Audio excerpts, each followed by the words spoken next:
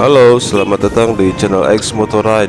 Kali ini admin akan menjelaskan tentang perbedaan power atau tenaga motor dan torsinya.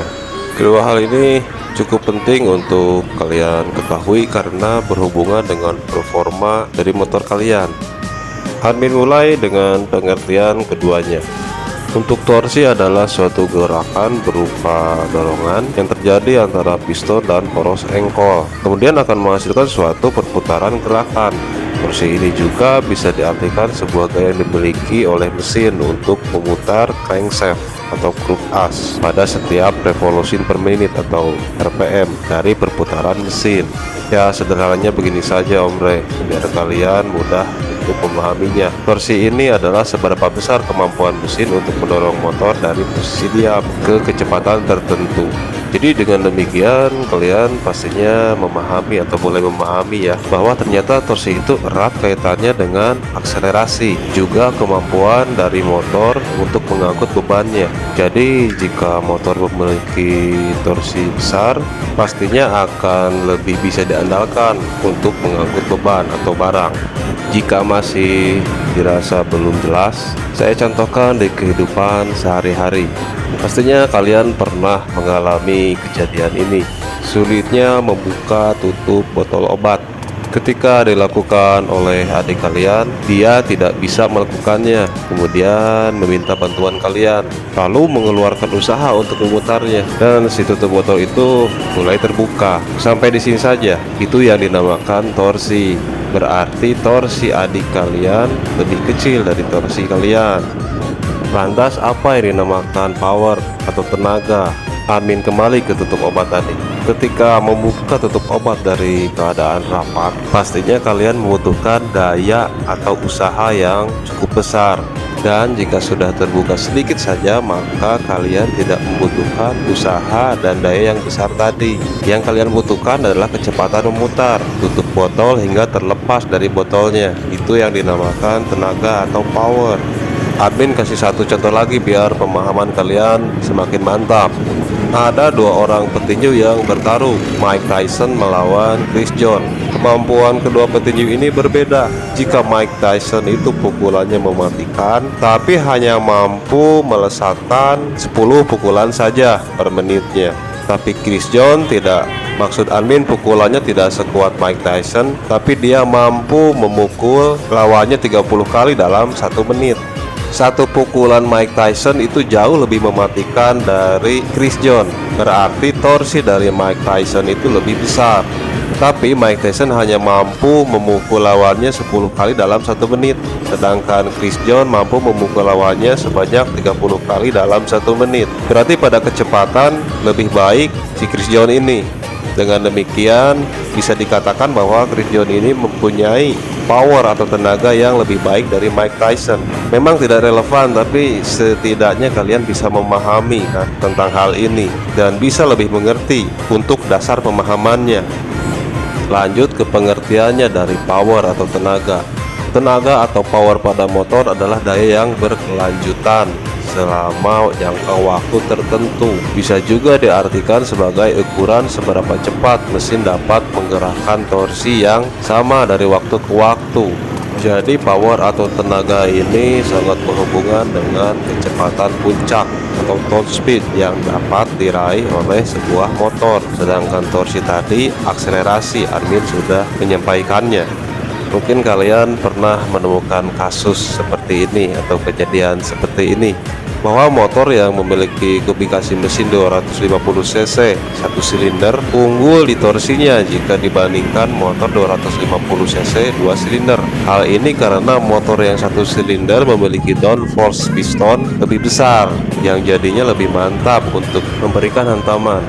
Sedangkan 250 cc 2 silinder itu sebaliknya, dia memiliki downforce piston yang lebih kecil dan lebih enteng, tidak sekuat yang satu silinder tadi, tapi jumlahnya keroyokan atau banyak. Pastinya mengakibatkan hantamannya menjadi lebih banyak juga. Intinya motor dengan jumlah silinder lebih sedikit itu pasti lebih baik di torsi, tapi semakin banyak silindernya maka akan lemah di torsi, tapi sebaliknya dia kuat di power. Begitupun dengan misalnya Kawasaki ZX25R jika dibandingkan dengan Ninja 2 silinder, maka torsinya akan lebih baik yang 2 silinder, sedangkan powernya pasti lebih baik ZX25R yang memiliki 4 silinder.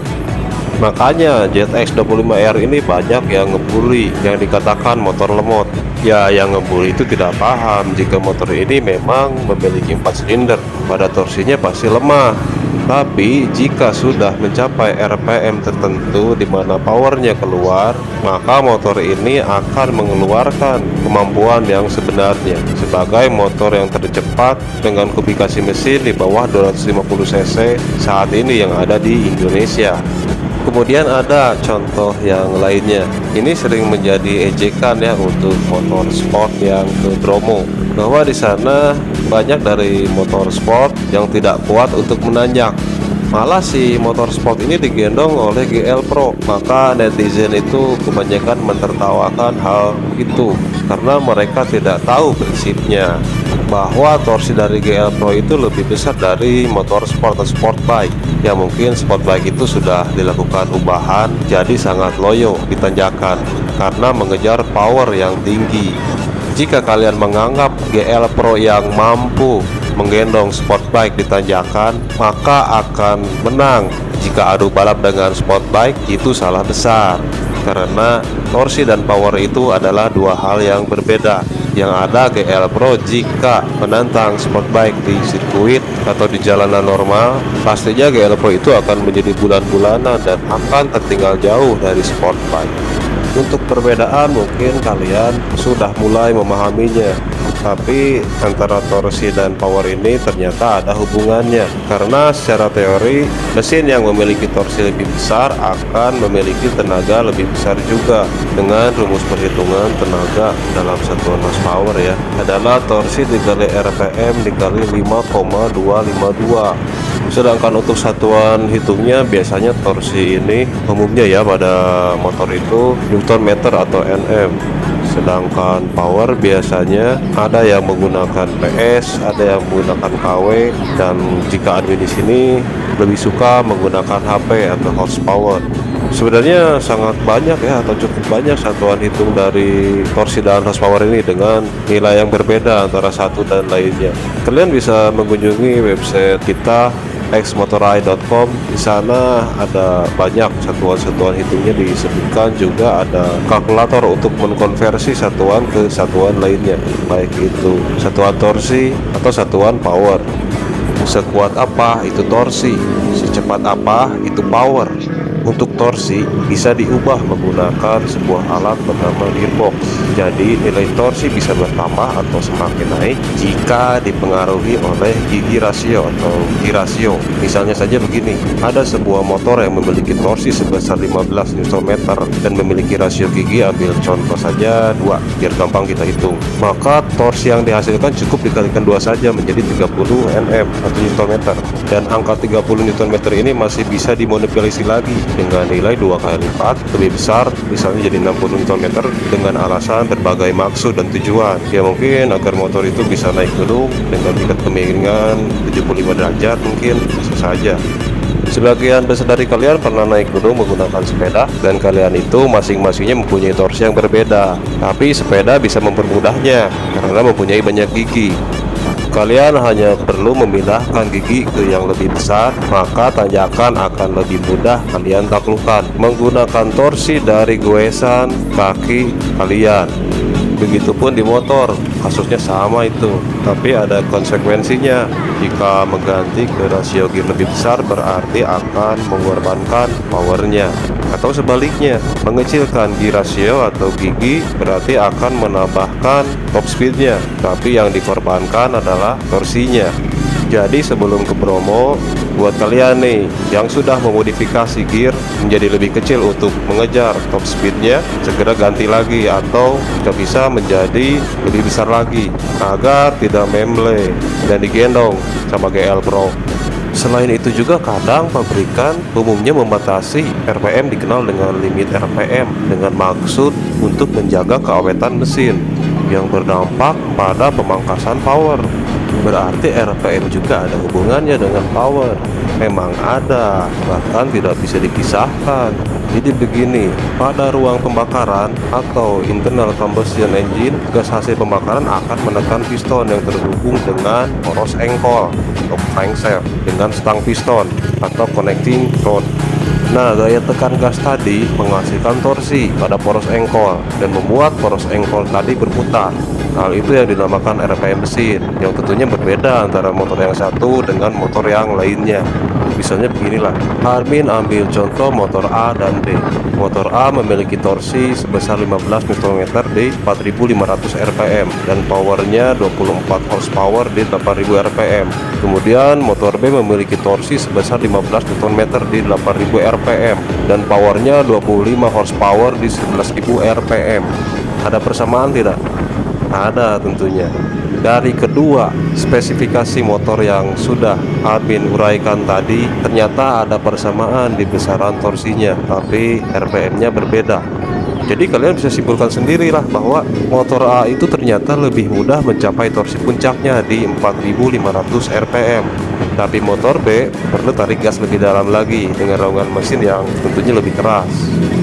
Dengan ini Armin harap kalian memahami dengan baik tentang perbedaan power dan torsi ini. Jadi jika kalian menemukan kasus seperti ini, misal terjadi pada salah satu motor Tire CRF 150L yang sering dibeli karena menggunakan mesin Versa. Memang benar CRF itu menggunakan mesin Versa, tapi kita harus cari alasannya kenapa Honda menggunakan mesin Versa yang memiliki torsi 12,73 Nm di 6000 rpm, dan kenapa tidak memilih mesin CB 150R yang memiliki torsi lebih baik di 13,8 Nm pada 7000 rpm.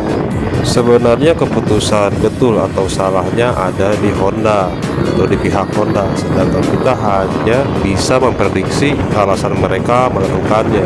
Di sini secara angka memang lebih besar CB 150R di mesinnya, tapi secara cepat diraih untuk torsi puncaknya lebih enteng Versa, ya kan? 12,73 Nm di 6000 rpm dibandingkan mesin CB 150R yang torsi puncaknya di 13,8 Nm pada 7000 rpm. Pertama, harga mesin Versa itu lebih murah jika dibandingkan mesin CB 150R. Kedua, torsi puncaknya lebih cepat diraih. Meskipun torsi lebih besar CB 150R, tapi tidak akan terlalu terasa karena selisihnya cukup tipis. Mungkin sama saja jika pada 6000 rpm torsi dari mesin CB 150R ya sama segitu juga.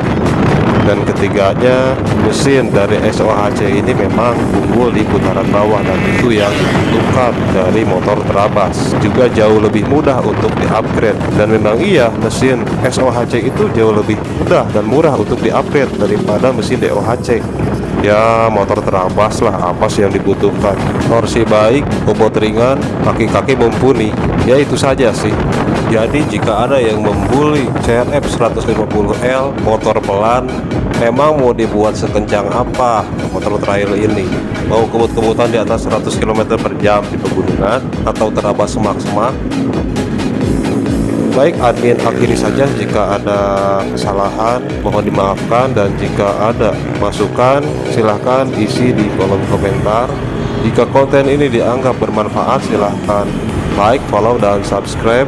Selalu ingat bahwa tidak ada yang lebih penting dari nyawa kalian, maka hati-hatilah di jalan.